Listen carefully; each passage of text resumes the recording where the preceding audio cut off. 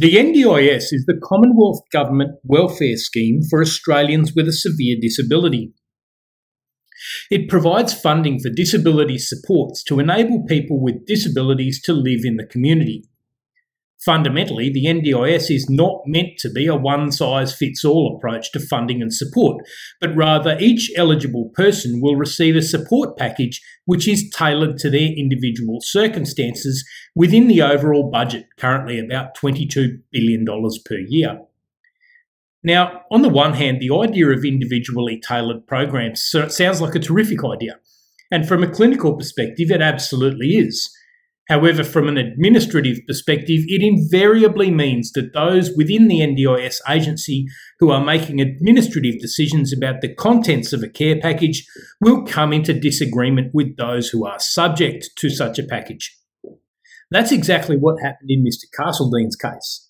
Mr. Castledine is a profoundly intellectually disabled man and, in addition, has behavioural disorders and epilepsy. His mother, who is his primary carer, challenged the initial package proposed by the NDIS agency, and arguments about the proper package bounced backwards and forwards for a couple of years.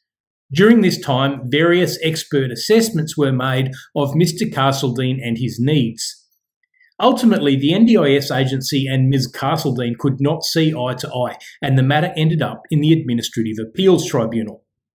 Now, the outcome in terms of the care arrangements isn't overly important to us as students of the law. The important thing is the process that was followed once the matter came before the tribunal. The tribunal considered the expert reports and reports from the carers and submissions from Ms. Castledine, and then the tribunal went through and made its own completely independent decision as to what the appropriate support package would be.